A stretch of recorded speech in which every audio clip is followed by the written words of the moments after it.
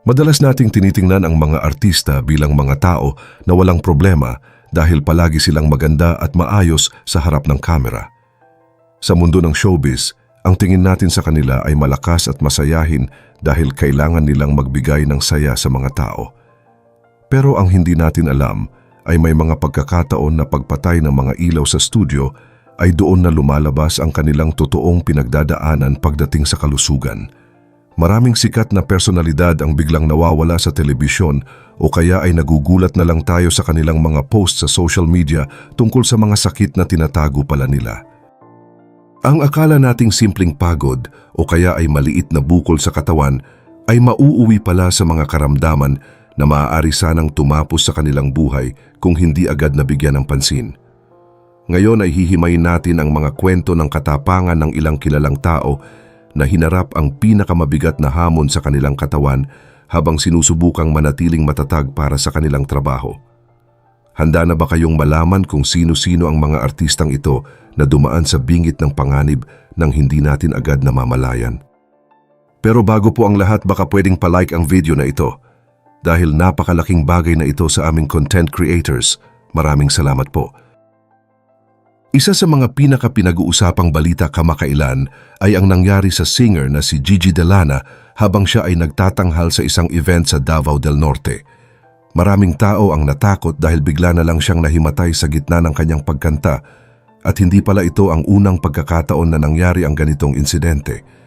Pagkatapos ng mga pagsusuri ng mga doktor, inamin ni Gigi na mayroon siyang sakit na tinatawag na pericarditis.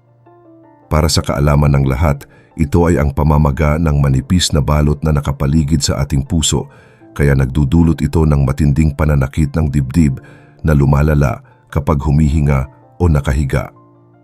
Isipin niyo na lang ang hirap na kailangang kumanta at humataw sa entablado habang ang iyong puso ay nahihirapang kumilos dahil sa pamamaga. Sa kabila ng panganib na ito, sinisiguro naman ng kanyang mga doktor na maayos ang kanyang kalagayan habang patuloy siyang nagpapahinga at nagpapagaling. Hindi rin biro ang naging laban ng komedyanteng si Ate Gay pagdating sa kanyang kalusugan. Noong huling bahagi ng taong 2025, napansin niya na may tumutubong bukol sa kanyang leeg na unti-unting lumalaki. Dahil sa takot, ay agad siyang nagpatingin sa mga eksperto at doon na nalaman ang malungkot na balita na mayroon siyang stage 4 cancer. Ang tawag sa kanyang sakit ay mucoepidermoid cancer na isang uri ng sakit na madalas nagsisimula sa mga glandula na gumagawa ng laway. May mga pagkakataon pa nga na sinabihan siya na baka hindi na siya umabot sa taong 2026 dahil sa lala ng kanyang kondisyon. Pero dahil sa tulong ng chemotherapy at radiation therapy ay himalang bumuti ang kanyang kalusugan at nalampasan niya ang madilim na bahaging ito ng kanyang buhay. Ang kanyang kwento ay isang malaking paalala na huwag nating babaliwalain ang anumang kakaibang nararamdaman sa ating katawan bago pa man ito lumala. Maging ang mga kilalang babae na tinitingala dahil sa kanilang kagandahan at pagiging fit gaya ni Sunshine Cruz at Michelle Madrigal ay may sariling mga laban sa sakit. Inamin ni Sunshine Cruz na mayroon siyang myasthenia gravis na isang uri ng autoimmune disease na nagpapahina sa lakas ng kanyang mga muscles. Kahit na mukha siyang malakas sa labas, mabilis pa ring mapagod ang kanyang katawan dahil sa kondisyong ito na madalas tumama sa mga kababaihan na nasa edad 40 pataas. Sa kabilang banda, si Michelle Madrigal naman ay nakikipaglaban sa Hashimoto's disease simula pa noong taong 2018. Ang sakit na ito ay inaatake ang thyroid gland ng isang tao na nagdudulot ng mabilis na pagbabago sa timbang at laging pakiramdam na walang enerhiya ang katawan. Siyempre, hindi rin natin makakalimutan ang naging karanasan ni Kuya Kim Atienza na ilang beses na ring nalagay sa panganib ang buhay. Noong 2013, tinamaan siya ng Guillain-Barré syndrome na nagdulot ng pansamantalang pagkaparalisa ng kanyang katawan at pagkawala ng kanyang mga reflexes.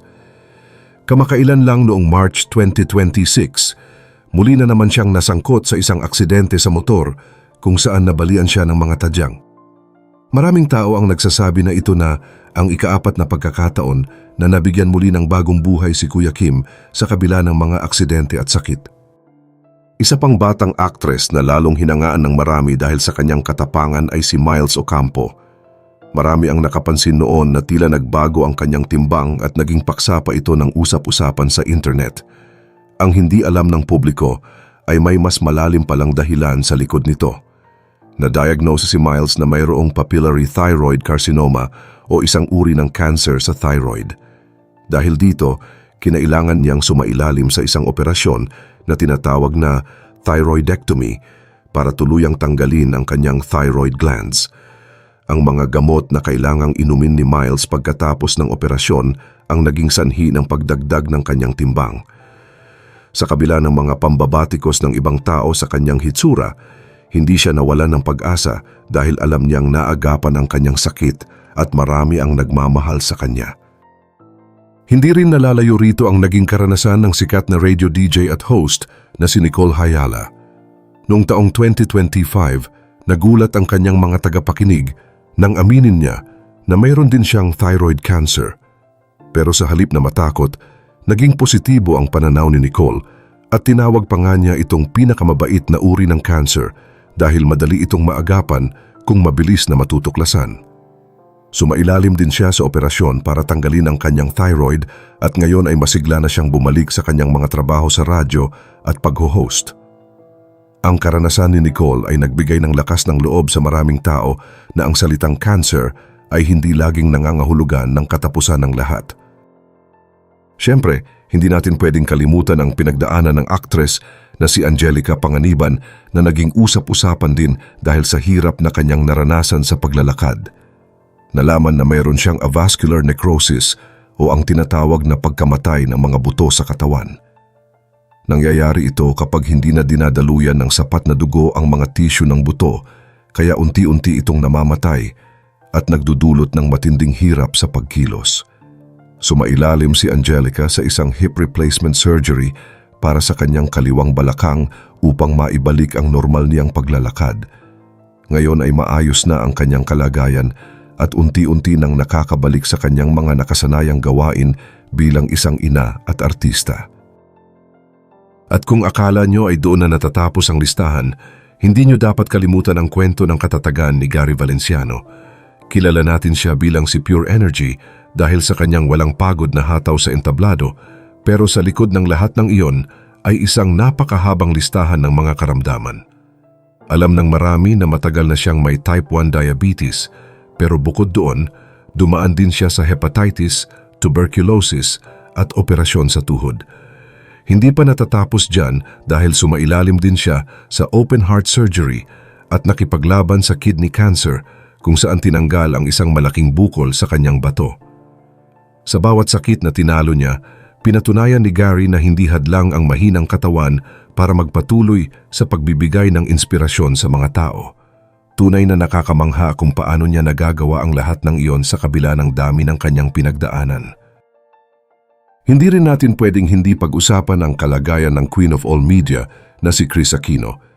Sa ngayon ay patuloy pa rin ang kanyang pakikipaglaban sa maraming uri ng autoimmune diseases na talagang nagpapahirap sa kanya.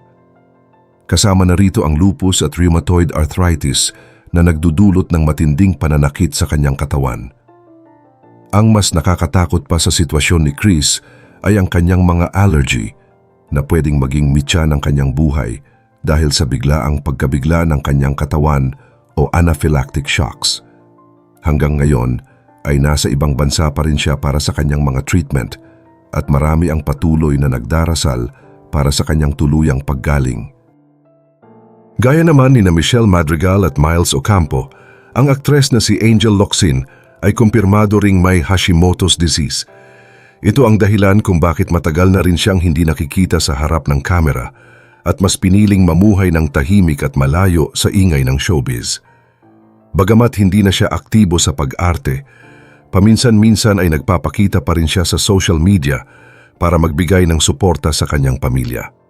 Ang katahimikan ni Angel ay patunay na kung minsan, ang pinakamahalagang paraan para alagaan ang sarili ay ang paglayo muna sa trabaho upang makapag-focus sa kalusugan. Lahat tayo ay may kani-kaniyang laban na kinakaharap, sikat ka man o hindi. Ang mga kwentong ito ay nagpapaalala sa atin na ang ating mga idolo ay tao lang din na marunong masaktan at mapagod. Kayo ba, naniniwala ba kayo na ang katatagan ng loob ay sapat na para malampasan ang anumang sakit? O mayroon din ba kayong kakilala na naging inspirasyon nyo dahil sa kanilang pakikipaglaban sa karamdaman? Ibahagi nyo ang inyong mga opinyon sa comments dahil mahalaga ang bawat kwento ng pag-asa na ating maririnig, at huwag rin kalimutang mag-like at subscribe para sa mas marami pang updates gaya nito.